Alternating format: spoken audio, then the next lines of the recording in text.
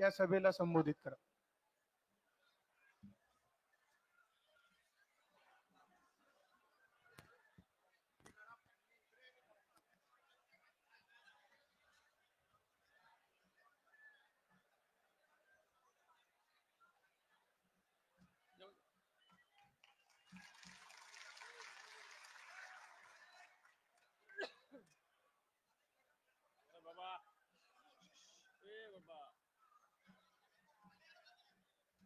महाराष्ट्राची कुलस्वामिनी आई तुळजाभवानी, सह्याद्रीचा जाणता राजा छत्रपती शिवराय,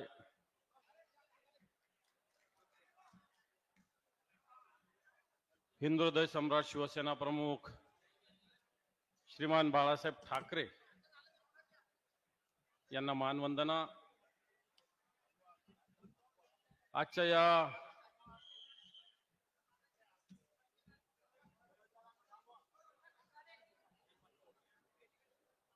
जनसंवाद कार्यक्रमाच्या निमित्तानं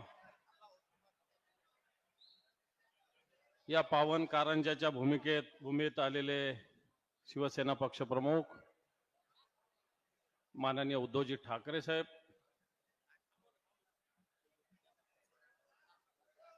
इथं उपस्थित या महाराष्ट्र राज्याचे माजी मंत्री मान्य संजय भाऊ देशमुख, उपस्थित व्यासपीठावरील सर्व मान्यवर,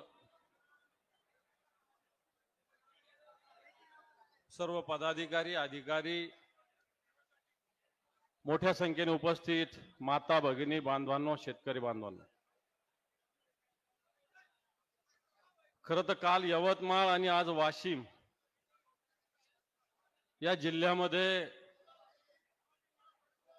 उद्धवजी ठाकरे साहेबांचा आणि शिवसेनेचा झंझावात आलेला आहे. आणि हा झंझावात पुन्हा एकदा हा शिवसेनेचा उद्धवजी ठाकरे साहेबांचा नेतृत्वावरचा झंझावात दिल्लीच्या संसदेवर भगवा फडकवल्याशिवाय स्वस्थ बसणार नाही. दिल्लीत बरेच जण वेगवेगळ्या घोषणा करत असतील. अब की बार 400 पार, कोणी म्हणतं अब की बार 370 पार. पण त्यावेळेस ते म्हणले होते बहुत हो गई महंगाई की मार, अब की बार मोदी सरकार. तर आपल्याला म्हणावं लागेल पेट्रोल 100 के पार, फिर तुम क्यों 400 के पार. डीजल 100 के पार, फिर तुम क्यों 400 के पार. तेल 200 के पार, फिर तुम क्यों 400 के पार. आणि मग कापूस असेल, सोयाबीन असेल, खाली हे पार आणि आपण खाली. कापूस खाली, सोयाबीन खाली, तूर खाली, मूग खाली. आणि मग जर आमच्या बळावर तुम्ही पार जात होता तर तुम्हाला आर सुद्धा आणण्याची ताकद या जनतेच्या मनगटात लक्षात ठेवा. त्यामुळे तुमचं 400चं पारचं स्वप्न हा महाराष्ट्र कदापि होऊ देणार नाही, लक्षात ठेवलं पाहिजे. आणि स्वप्न आपल्याला त्यांचं भंग करायचं असेल तर येणाऱ्या लोकसभेत या वाशिम आणि यवतमाळची लोकसभेची जागा सुद्धा पुन्हा उद्धवजींच्या नेतृत्वाखाली आपल्याला पुन्हा जिंकावी लागेल. कारण आपल्याला माहिती आहे नितीन गडकरी एक मंत्री काय बोलले होते इथल्या खासदाराविषयी, रस्त्याच्या कामाविषयी आपल्याला चांगल्या पद्धतीनं माहिती आहे की एकही रस्ता वाशिम मधला पूर्ण होत नाही. याला कारण आहे टक्केवारीचं. हे कोण बोललं होतं? नितीन गडकरी साहेब बोलले होते. बघ अशा पद्धतीनं भ्रष्टाचारी लोक इथं जर काम करत असतील तर मला वाटतं त्यांना थांबवणं आपलं काम हे, लक्षात ठेवा. या भ्रष्टाचारी लोकांनी ज्यांना साथ दिलेली आहे, मग या राज्यातलं सरकार असेल या केंद्रातलं सरकार असेल, आज हा भाग मोठ्या प्रमाणावर शेती करणाऱ्याचा भाग आहे. आज आपल्याकडे सोयाबीनचा भाव काय झालेला आहे संजय भाऊंना सांगितलं. सोयाबीनचा भाव 4,000च्या खाली येतोय. एक का होता 6,000, 7,000, 8,000, 10,000पर्यंत सोयाबीनचा भाव गेला होता. परंतु या सरकारनं खाद्य तेलावरचं आयात शुल्क कमी केलंय. आधी जर खाद्य तेल आयात करायचं होतं तर 35% आयात शुल्क होतं, आता ते 5% केलेलं आहे. आणि त्यामुळे आयात मोठ्या प्रमाणावर तेलाची होत असल्यामुळं सोयाबीनचा भाव सुद्धा खाली आलेला आहे, लक्षात ठेवा. भुईमुगाचा भाव सुद्धा खाली आलेला आहे, लक्षात ठेवा. आपण अशा पद्धतीने हे सरकार जर शेतकऱ्याचं अंगठा मोडण्याचं काम हे सरकार करत असेल आणि शेतकऱ्याचं जर पुतना मावशीचं प्रेम हे सरकार आणत असेल तर मला वाटतं या सरकारला आपल्याला थांबवावं लागेल. बांधव, माझ्याकडे काही आकडेवारी आहे. या तालुक्यामध्ये अजूनही 54,000 शेतकरी पीक विम्याच्या भरपाईपासून वंचित आहे. 54,000 शेतकरी. आज या तालुक्यामध्ये अजूनही जवळपास 3,500 शेतकऱ्यांना महात्मा ज्योतिराव फुले शेतकरी कर्जमुक्ती योजनेचा लाभ मिळालेला नाही. आज या सगळ्या तालुक्याची जर स्थिती पाहिली कारंजेची तर मला वाटतं विकासापासून आपण दूर राहिलेलो आहोत. आज या कारंजामध्ये जे लोक नेतृत्व करतात, या भागाचे मंत्री असतील, या भागाचे खासदार असेल, या भागात मोठ्या प्रमाणावर आदिवासी बांधव राहतात, बंजारा बांधव राहतात. आज मला चांगल्या पद्धतीने माहिती आहे, आम्ही एकदा अधिवेशनात आवाज उठवला होता. कारंजा तालुक्यातील कोळी गावातील शासकीय जमीन खासगी व्यक्तीच्या नावावर कोणी केली? मंत्र्यांनी केली, संजय राठोडांनी केली. आज देवेंद्र फडणवीस इकडे पालकमंत्री म्हणून येत होते. इथं रुग्णालयाचं मोठ्या प्रमाणात उद्घाटन झालं. आज या कारंजामध्ये उपजिल्हा रुग्णालय नाही, साधा डॉक्टर सुद्धा या ठिकाणी नाहीये. आपण अशा पद्धतीनं हा भाग वाशिम भाग असेल, हा अतिशय विकासापासून दूर राहिलेला आहे. या भागाचे जे जे लोक नेतृत्व करतात ते अतिशय स्वार्थाच्या पलीकडे कोणत्याही प्रकारचा विचार करत नाही. आपण येणाऱ्या काळामध्ये खऱ्या अर्थानं 80% समाजकारण करणारा, 20% राजकारण करणारा माणूस आपल्याला निवडून द्यावा लागेल. आज उद्धवजी ठाकरे साहेबांचं नेतृत्व आपल्याला माहित आहे.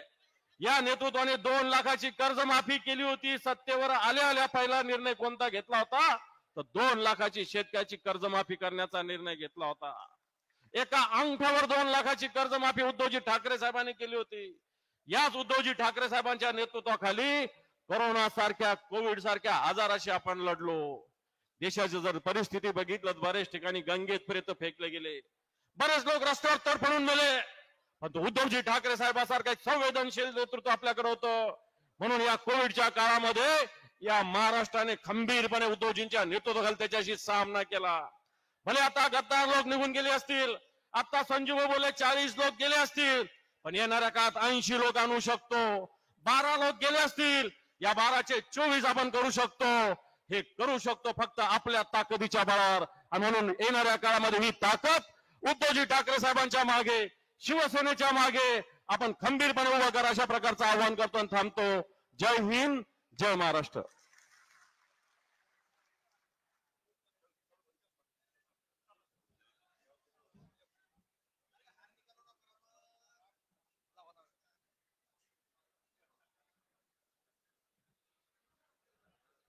त्यानंतर कारंजा शहराच्या सर्व गणेशजी बाबरे आणि त्यांच्या सहकार्यांना विनंती आहे की त्यांनी आपल्या पवित्र मशालीच्या चिन्हाची भेट आदरणीय साहेबांना द्यायची आहे.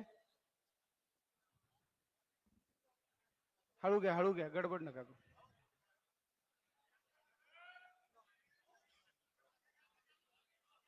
सगळ्यांनी शांतता पाळा.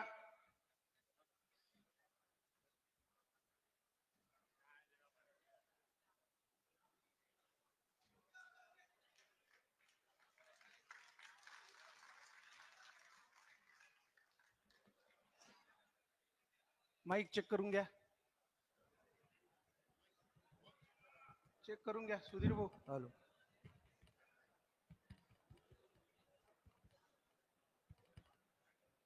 हॅलो.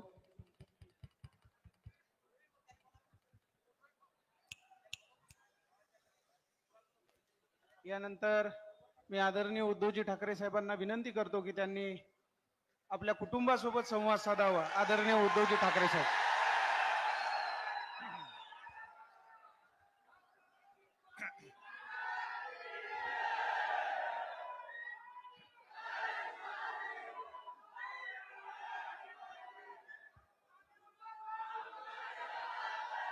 जमलेल्या माझ्या तमाम हिंदू बांधवांनो, भगिनींनो आणि मातांनो,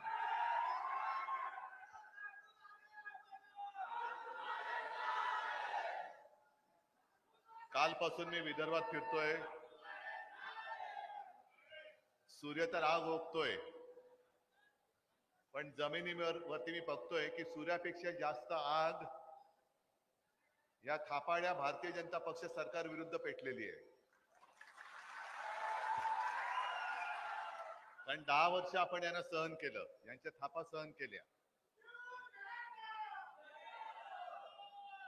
2014 पासून ते आतापर्यंत 2014ला काय सांगितलं होतं? अच्छे दिन आएंगे, सगळ्यांच्या खात्यात 15 लाख रुपये येतील, शेतमालाचं शेतकऱ्यांचं उत्पन्न दुप्पट होईल, बऱ्याच काय काय गोष्टी सांगितल्या. एक तरी गोष्ट पूर्ण झाली? आणि आता उलट यांच्याकडे कोणी उमेदवार नाहीयेत म्हणून सगळे इकडनं तिकडनं असे गोळा करायला लागलेत. बरं, गोळा करतायत ते सगळे भ्रष्ट लोक करतायत. गेल्या वर्षी एक रक्षाबंधनाचा फोटो आला होता, पाहिला होता? अरे नाही, तसे खूप येतात. कोणाचा होता?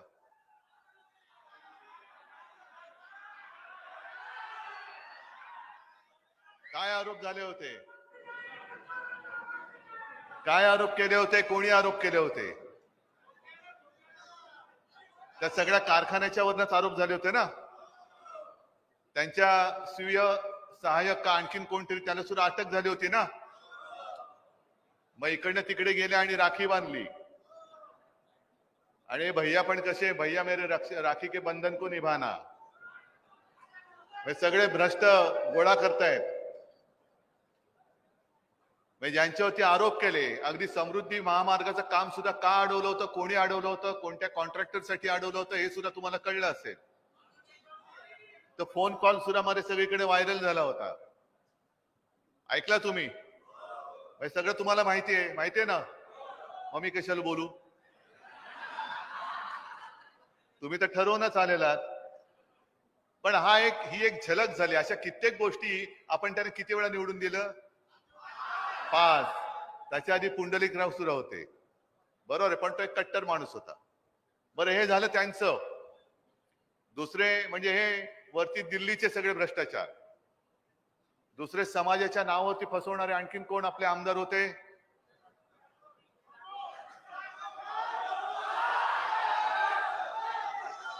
म्हणजे कालच्या सभेत बोललो, आता सुद्धा सुनील महाराज बसलेत, अनिल भैया राठोड बसलेले आहेत. सेवालाल महाराजांनी जी काही शिकवण दिली, सेवालाल महाराज, मी सुद्धा पगडी पूजन करायला तिकडे आलो होतो एक 2-3 महिन्यापूर्वी किंवा जास्त असेल. मी सुद्धा पोहरा देवीचं दर्शन घेतलं, सगळ्या तिथल्या महंत महाराजांचे आशीर्वाद घेतले आणि त्यांनी मला आशीर्वादाची कडी पण बांधली. सेवालाल महाराजांची जी शिकवण होती त्या बाकीच्या गोष्टी मी सांगत नाही, पण त्यांनी एक सांगितलं होतं की महिलेशी कसं वागायचं आणि मुली ह्या देवता समान असतात. सांगितलं होतं की नव्हतं? बरोबर ना. कसे वागले? त्यांना मी का काढून टाकलं होतं मंत्रिमंडळातून? कारण आरोप भयानक होते. सरकार गद्दारी करून पाडलं. मी काढून टाकलेल्या माणसाला पुन्हा मंत्री बनवलं आणि मंत्री बनल्यानंतर ही एक बातमी घेऊन मी आलेलो आहे. म्हणजे इथे सुद्धा बंजारा समाजाचे जे माझे बांधव आले असतील, माता भगिनी आले असतील, त्यांनी ही बातमी चॅनलवरनं सगळ्यांना दाखवा. कारण ही मी दिलेली बातमी नाहीये, वृत्तपत्रात आलेली बातमी आहे, ती दाखवतोय. नाहीतर तुम्हाला वाटेल की या उद्धव ठाकरेला काय आता यांनी गद्दारी केली म्हणून यांना पाडायचं तर आहेच, आताच ते पडलेत. पण ही जी बातमी आहे की समाजासाठीचा 750 कोटींचा भूखंड त्या गद्दाराच्या घशात, म्हणजे एवढं तुम्ही समाजाच्या नावावरती स्वतःचे खिसे भरताय. महिलेशी कसं वागायचं ते सुद्धा सेवालाल महाराजांची शिकवण तुम्ही विसरलात. समाजाला तुम्ही फसवताय. आता समाजाला फसवल्यानंतर हा समाज परत त्यांना मत देणार आहे का? हा भ्रष्टाचार नाहीये, हा भ्रष्टाचार आहे. त्या राखी बांधणाऱ्या त्या बहिणींनी केलेला भ्रष्टाचार तो मोदींनी झाकून टाकलेला आहे. 70,000 कोटींचा भ्रष्टाचाराचा आरोप कोणावरती केला होता? कोणी केला होता? अजित पवार आज कुठे आहेत? अशोक चव्हाणांवरती आदर्श घोटाळ्याचा आरोप कोणी केला? अशोक चव्हाण कुठे आहेत? आपल्या मेंढ्यांसोबत जे गद्दार पळाले त्यांच्यावरती सुद्धा ईडीच्या धाडी पडल्या होत्या. ते सगळे गद्दार आज कुठे आहेत? याचा अर्थ काय की गेल्या काही दिवसांपूर्वी अमित शहा महाराष्ट्रामध्ये आले होते आणि अमित शहानी आपल्यावरती टीका केली होती की महाविकास आघाडी आहेच ना. आता सुद्धा काँग्रेस आणि राष्ट्रवादीचे नेते इथले येऊन मला त्यांनी सत्कार करून माझे गेले. महाविकास आघाडी म्हणजे 3 पक्षाची आपली आघाडी. आता 3 पक्ष म्हणून त्यांना काय सुचलं की 3 चाकी रिक्षा आहे. म्हणून अमित शहा जे बोलले की महाविकास आघाडीची रिक्षा ही पंक्चर झालेली रिक्षा आहे, आमची पंक्चर झालेली रिक्षा आहे. मग अमित शहाजी तुमचं ट्रिपल इंजिन सरकारला ही सगळी भ्रष्टाचाराची चाकं का लागतायत? आमची रिक्षा पंक्चर झाली असली तरी बघा ना रिक्षामध्ये किती लोक बसलेत. पण तुमच्या ट्रिपल इंजिन सरकार म्हणजे एक तर स्वतःचं आहेच, ते तर थापांचा धूर फेकतंय नुसता. वाफेचं इंजिन असं तसं त्यांचं थापेचं इंजिन आहे, थापा. एक स्वतः भाडोत्री जनता पक्ष आहेच बीजेपी, दुसरं मिंदे, तिसरं अजित पवार आहे. आता आणखीन एक चाक लागले अशोक चव्हाणांचं. यांना सगळी भ्रष्टाचारांची चाकं आणि भ्रष्टाचाराची चाकं लावून तुम्हाला काय वाटतं तुमचं इंजिन आता परत दिल्लीत जाईल? अहो तुमचे पुढचे रूळ माझ्या जनतेने उखडून टाकलेले आहेत, कसे जातात दिल्लीत बघतो. आणि आज मी शेतकऱ्यांना एक विनंती करतोय, केवळ इथल्याच नाही राज्यातल्याच नाही तर देशातल्या शेतकऱ्यांना आज विनंती करतो आहे की जे शेतकरी उत्तरेतले रस्त्यावरती उतरलेत, माहितीये ना तुम्हाला का उतरलेत? हमी भाव पाहिजे, हमी भाव. आणि जे वचन नरेंद्र मोदीजींनी 14 साली दिलं होतं स्वामीनाथन समितीच्या अहवालाप्रमाणे आम्ही तुम्हाला हमी भाव देऊ, म्हणजे तुमचा लागवडीचा खर्च जो आहे त्याच्यामध्ये 50% अधिक रक्कम टाकू आणि जी रक्कम येईल ती तुमच्या मेहनतीचा तो तुमचा हमी भाव असेल. हे वचन कोणी दिलं होतं? दाबडी गावामध्ये चाय पे चर्चामध्ये मोठी मोठी वचनं कोणी दिली होती? मग त्याच्यानंतर जेव्हा दाबडी गावाची लोक शेतकरी दिल्लीमध्ये गेले होते, भेटायला नाही दिलं त्यांना मोदींना. आता सुद्धा गेल्या 8-15 दिवसापूर्वी मोदीजी इकडे येऊन गेले यवतमाळमध्ये.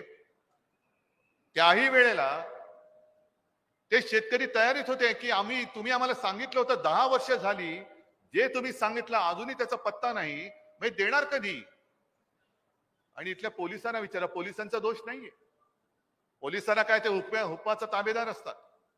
पण पोलिसांना सांगून त्या शेतकऱ्यांना गप करण्यात आलं. म्हणजे निवडणूक आल्यानंतर ये मेरा परिवार है, चाय पे चर्चा, नंतर चहा काय पाण्याचा थेंब सुद्धा देत नाहीत तुम्हाला. आणि आज जे उत्तरेतले शेतकरी दिल्लीमध्ये चाललेत त्यांनी दिल्लीत येऊ नये म्हणून मोदी सरकारने त्यांच्या वाटेमध्ये खिळे टाकलेले आहेत, तारेचं कुंपण टाकलेलं आहे, भिंती उभारलेल्या आहेत, अश्रुधुराचे गोळेच्या गोळे त्या ड्रोन मधनं त्यांच्या अंगावरती सोडतायत, लाठीमार होतो, रबरी गोळ्या मारतायत. का तर माझ्या देशाचा अन्नदाता त्याच्या न्याय हक्कासाठी दिल्लीमध्ये येतोय, याला येऊ द्यायचं नाही दिल्लीमध्ये.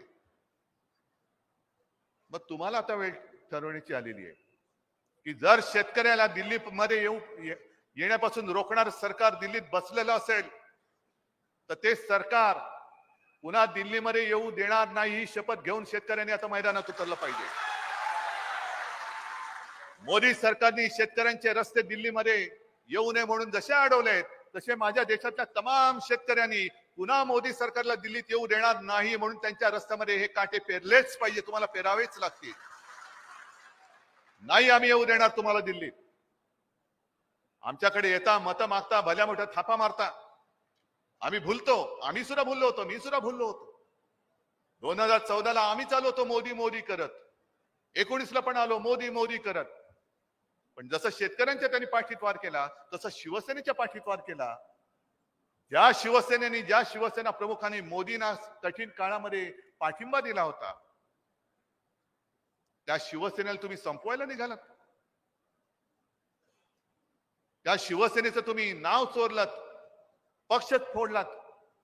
शिवसेना हे नाव मोदीजी तुम्ही दिलेलं नव्हतं ना, तो धोंड्या तिकडे बसलाय निवडणूक आयुक्त त्यांनी दिलेलं नाही, तर ते माझ्या आजोबांनी आणि माझ्या वडिलांनी नाव दिलेलं आहे शिवसेना.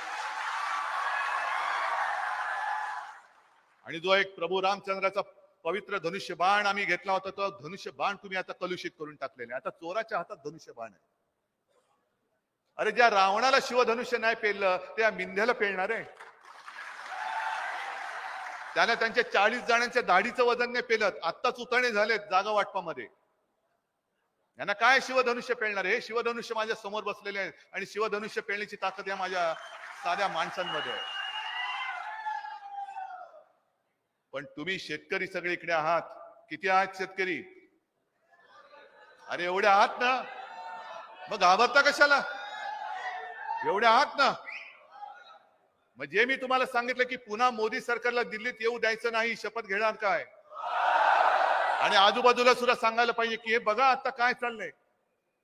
निवडणुकीच्या तोंडावरती शेतकऱ्यांना तुम्ही अडवताय दिल्लीत. आता निवडणुकीमध्ये आम्ही मोदींना सुद्धा अडवणार. आम्ही दिल्लीत त्यांना येऊ देणार नाही, जाऊ देणार नाही. आमच्या गावातलं एक सुद्धा मत मोदी सरकारचं कोणी उभं राहिलं तरी आम्ही देणार नाही. मोदींचा कोणी उमेदवार उभा राहिला, भाजपचा कोणी उमेदवार राहिला उभा, तरी पुन्हा आम्ही शेतकऱ्यांना चिरडणाऱ्या हुकुमशाही सरकारला मत देणार नाही.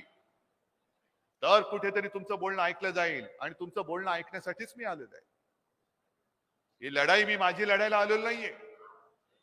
पण जो उल्लेख आता मला तर संजू भाऊने केला आणि अंबादासने केला, मी मुख्यमंत्री झाल्यानंतर आम्हाला कर्जमुक्त करा असं कोणतरी तुमच्यापैकी बोललं होतं? तरी देखील मी प्रामाणिकपणाने कर्तव्य म्हणून माझ्या नागपूरच्या पहिल्या अधिवेशनात 2 लाखापर्यंतची जी पीक कर्ज होती ती मी माफ केली होती, मुक्त केलं होतं. आणि मी प्रत्येक ठिकाणी विचारतो, तुम्हाला मिळाली होती की नव्हती? तुम्ही सांगा. काय किती तुम्हाला किचकट प्रश्न लिहायला दिली होती? 2 वेळाला फक्त तुमची सही किंवा अंगठा, आणि याच्यावरती तुमच्या खात्यात पैसे जमा झाले होते की नाही एवढं मला सांगा बस. 2.5 वर्षामध्ये अनेक संकट आली होती. कोरोना तर बसलाच होता बोकांडी, पण इतर सुद्धा नैसर्गिक आपत्ती आल्या. काही ठिकाणी अवकाळी पाऊस झाला, काही ठिकाणी सततधार पाऊस झाला. त्या वेळेला केंद्राच्या त्या निकषाच्या बाहेर जाऊन केलेली मदत तुमच्यापर्यंत पोहोचली होती की नव्हती तेवढं सांगा. आणि आता जे चाललंय मला माहितीच नव्हतं की त्यावेळेला किती भाव वाढलाय. म्हटलं आता झालं, कापसाला एवढा मिळतोय, सोयाबीनला मिळतोय, हा मिळत राहणार. पण तो भाव आता अर्ध्याहून कमी झालेला आहे. बरं, याच परिसरामध्ये हा सगळा विदर्भाचा पट्टा आहे कापूस पिकवणारा.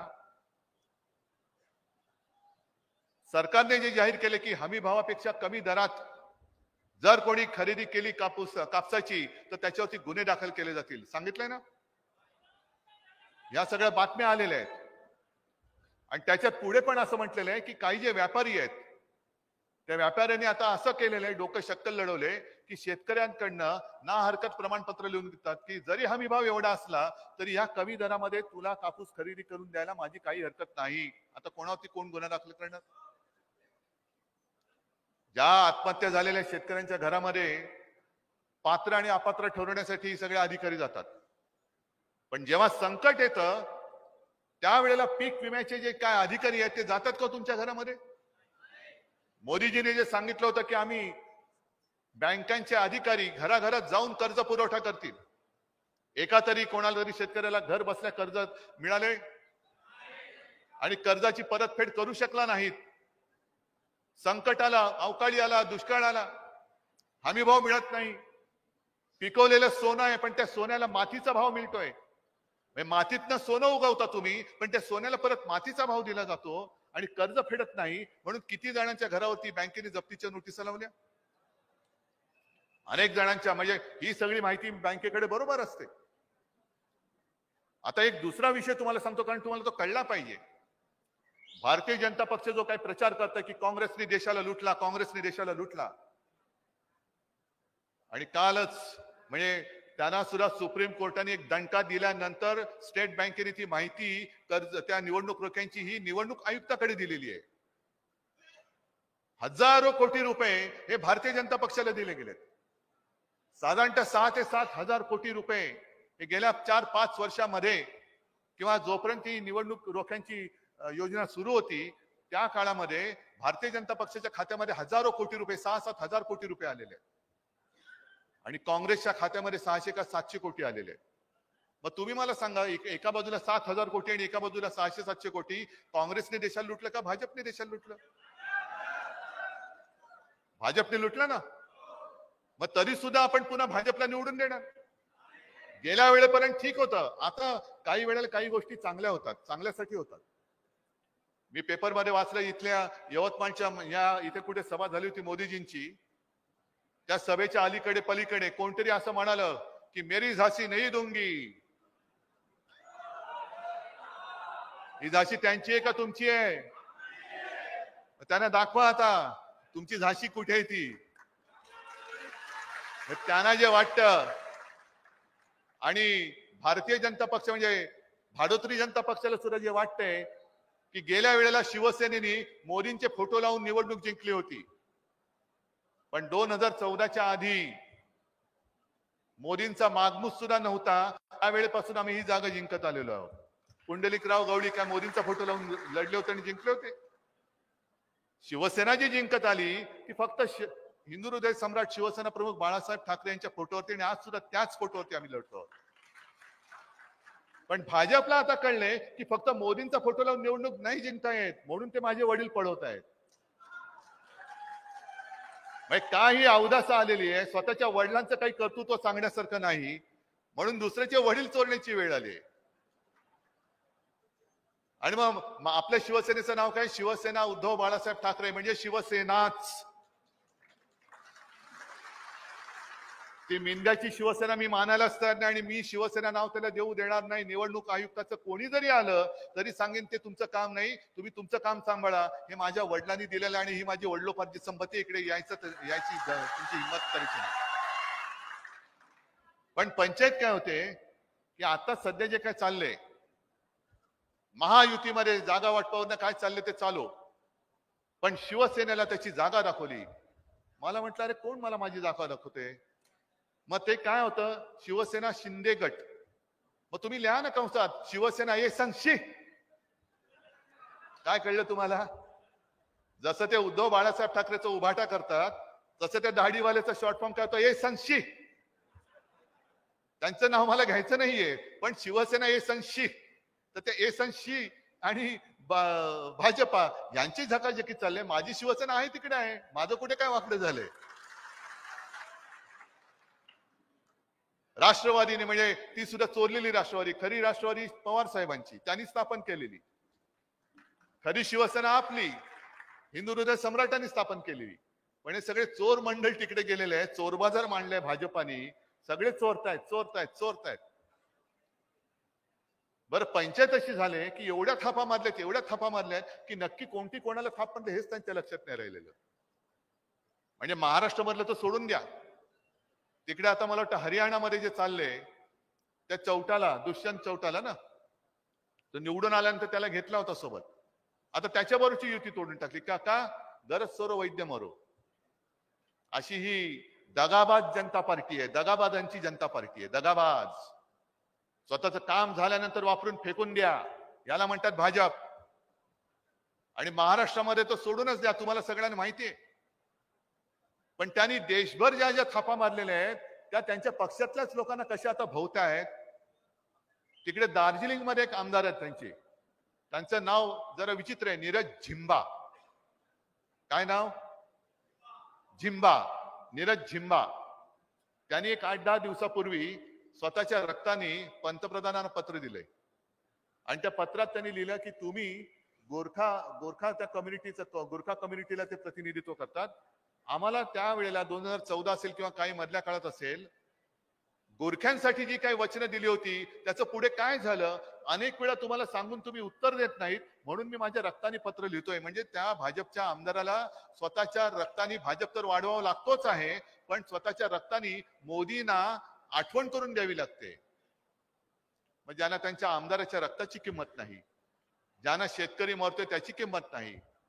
काल मी माझ्या सभेमध्ये त्या अमित शहा जे बोलले होते की कलावती देवी तिथल्या ना पलीकडच्या, देवी नाही कलावतीबाई, त्यांच्या घरी राहुल गांधी गेले होते.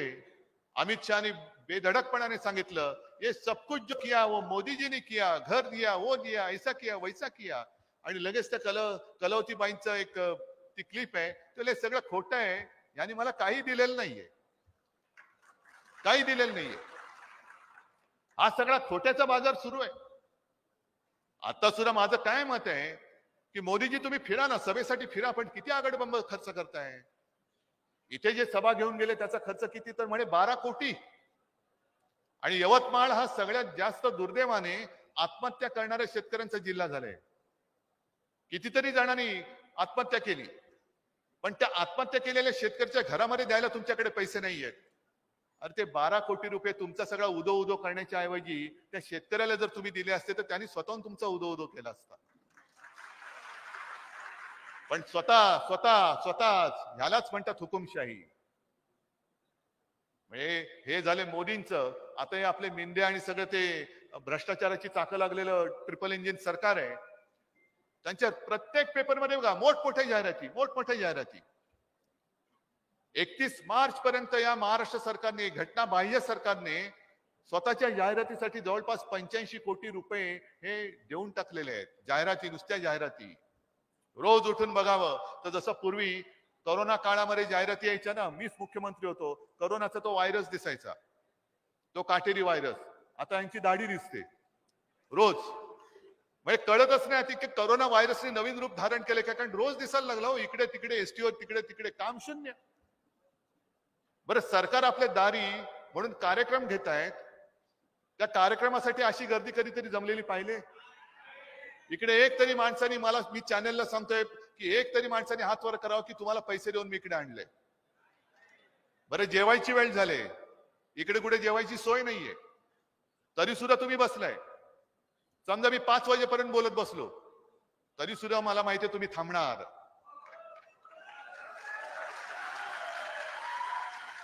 पण त्यांच्याकडे बिर्याणीची सोय केली जाते, पैसे देऊन माणसं आणली जातात. आणि मध्ये एक टेलिफोन कॉल मला वाटतं राष्ट्रवादीने व्हायरल केलाय.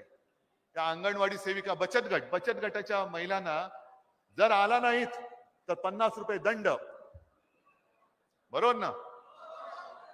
नंतर आता सगळीकडे फोन जात आहेत, तुम्हाला पण आले असतील, दादा तुम्ही अमुक आहात का? हो बरोबर. मग तुम्हाला प्रधानमंत्री घरकुल योजनेमध्ये घर मिळालं का? तो सांगतो हो मिळालं. मग तुम्हाला आनंद होईल की तुमच्या घरावरती आणखीन एक मजला 2050 साली मोदीजींनी वाढवायचा ठरवलेला आहे. तुम्ही भाजपला पुन्हा मत देणार ना? ते एका शेतकऱ्याचा फोन कॉल माझ्याकडे फोनमध्ये आहे, मला वाटतं अकोला बुलढाण्याचा आहे. त्यांनी सांगितलं, ताई आजपर्यंत मी भारतीय जनता पक्षाला मत देत आलो, पण आता मी कुटुंबासकट आत्महत्या करेन, पण भाजपला आयुष्यात परत कधी मत देणार नाही. हे सगळं लोकांना आता कळलेलं आहे. आणि म्हणून मी तुमच्या समस्यांचा पाडा पुन्हा वाचत बसत नाही की तुम्हाला कापसाला भाव नाही, तुम्हाला सोयाबीनला भाव नाही. म्हणजे महाराष्ट्रभर मी फिरतोय, कुठे सोयाबीन आहे, कुठे कांदा आहे, कुठे कापूस आहे, कुठे हरभरा आहे, कुठे आणखीन काय हे आहे ते आहे, ते तुम्हाला कळतंय, पटतंय. पण तुम्ही आता शेतकरी म्हणून एकजुटीने जसं कालपर्यंत आपल्या शिवसेनेला मतदान करत आलात, तसं यावेळेला तुम्हाला करावंच लागेल. आणि तुमचा हक्काचा माणूस हा तिकडे पाठवावा लागेल. बरं, माणूस तुम्हाला कळलेला आहे ना, दणदणीत आहे ना, खणखणीत. गद्दारीच्या आवाजापेक्षा आपला हा जिवंत तुमच्या हाडामासाचा खणखणीत आवाज दिल्लीत पोहोचायचा आहे.